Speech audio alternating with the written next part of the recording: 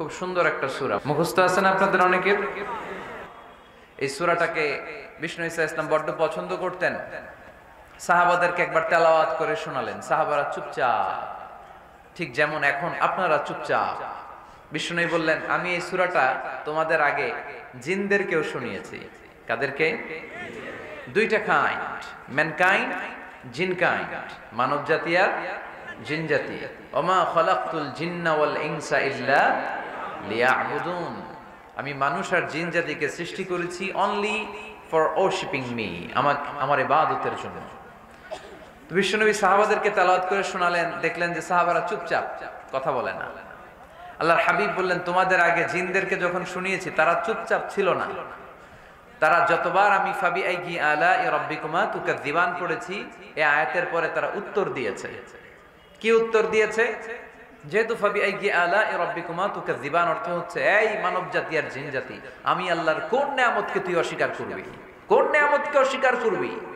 যখনই এই আয়াতটা আমি পড়তাম, তায়েফের ময়দানে জিনেরা উত্তর দিত, লা বিশাইইন মিন নিআমিকা রাব্বানা নুকাযিবু ফালাকাল হামদু। আল্লাহ, তোমার কোন নিয়ামতকে আমরা অস্বীকার করতে পারবো না। আমরা পুরো জিনের গোষ্ঠী আজকে ঘোষণা দিলাম, আল্লাহ তোমার কোন নিয়ামতকে অস্বীকার করার কোনো জো আমাদের নাই, কোনো সুযোগ আমাদের নাই।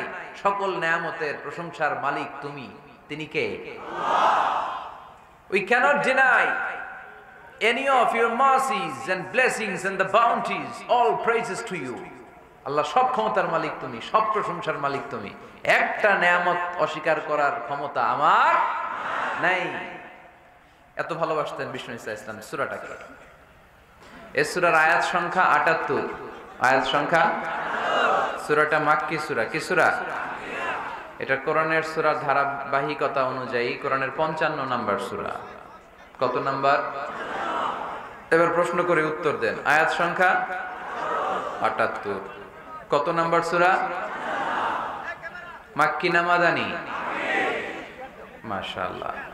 ফাবি আইয়ি আলাই রাব্বিকুমা তুকাযিবান, এই মানব জাতি আর জিন জাতি, আমি আল্লাহর দেয়া কোন নিয়ামতকে তুই অস্বীকার করবি বল?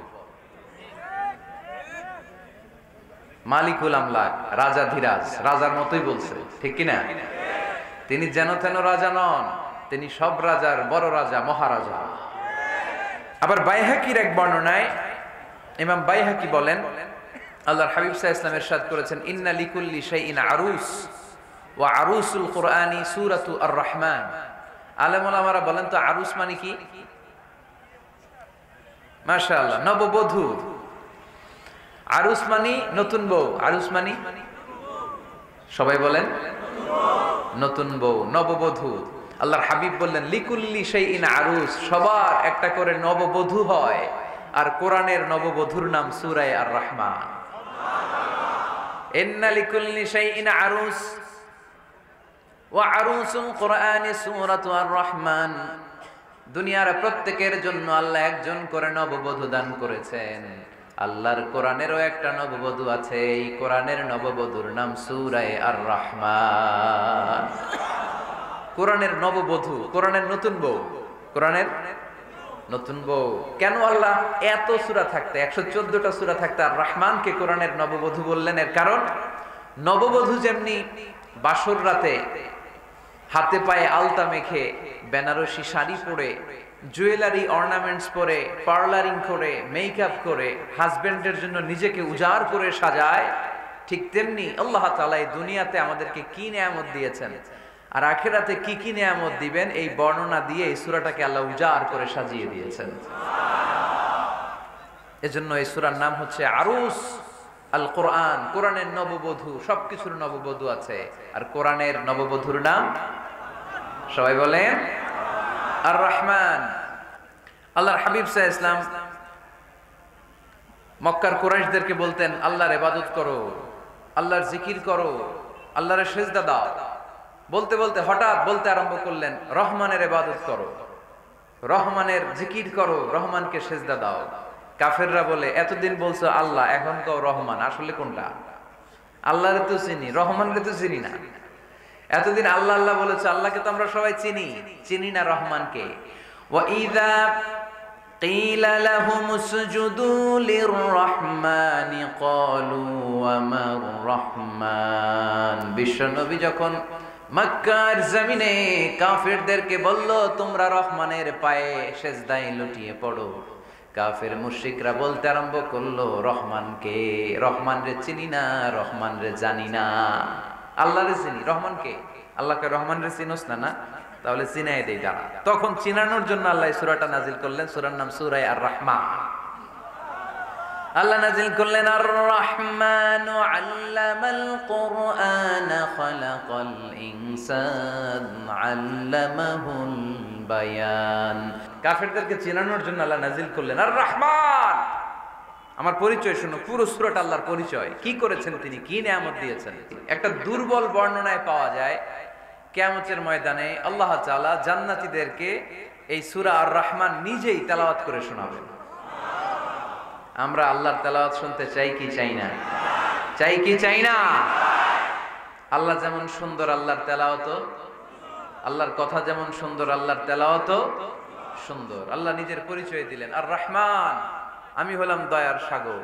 রহমান মানে দয়ালু, করুণাময়। রহমান মানে the most merciful, the most gracious. তার চেয়ে দয়ালু কেউ নাই। আল্লাহর শুধু আছে দয়া মায়া। ওয়াসিআত রাহমাতি কুল্লা শাই। আল্লাহ বলে আমার রহমত সব জায়গায় আছে। আছে না নাই? আজকে এখানে আসতে পারছি কার রহমতে? ফিরে যাব কার রহমতে? বেঁচে আছি কার দয়ায়? আল্লাহর দয়া ছাড়া আকাশ থেকে এক ফোঁটা বৃষ্টি ঝরে না। আমার আল্লাহর দয়া ছাড়া গাছের একটা পাতা ঝরে না। আমার আল্লাহর দয়া ছাড়া এক ফোঁটা শ্বাস নিঃশ্বাস কেউ নেয়ার ক্ষমতা রাখে। এজন্য আল্লাহ বললেন আমি দয়ালু, আমি দয়ার সাগর, আমি মায়ার সাগর। আমার চাইতে বেশি দয়ালু কেউ হতে পারে না। আরশের মধ্যে আল্লাহ লিখে রেখেছেন সাবাকাত রাহমাতি গাদাবি। আমার রাগ আছে, আবার আমার দয়াও আছে, কিন্তু আমি আল্লাহর রাগের চেয়ে দয়া বেশি। আমার আল্লাহর রাগ আছে না নাই? দয়া আছে না নাই? কিন্তু বেশি কোনটা? জোরে কোন? আরো জোরে। আমার আল্লাহর দয়া বেশি। আল্লাহ যদি বলে এই নামাজ পড়লি না কেন, রোজা রাখলি না কেন, খাদ্যে ভেজাল দিলি কেন, ওজনে কম দিলি কেন, মাছে ফরমালিন দিলি কেন, যৌতুকের জন্য বউ পিটাইলি কেন, টেবিলের নিচ দিয়ে ঘুষ নিলি কেন, একটা একটা করে যদি আল্লাহ ধরে, একটা একটা করে যদি আল্লাহ জিজ্ঞেস করে, আমাদের উত্তর দেওয়ার কোনো সুযোগ আছে? চিল্লায় বলেন আছে? আর যদি আল্লাহ একটু আমাদেরকে দয়া করে, আর যদি আমার আল্লাহ আমার একটু মায়া করে, আর যদি আল্লাহ তাআলা আমার একটু রহম করে, কেউ আমারে ঠেকায় রাখতে পারবে?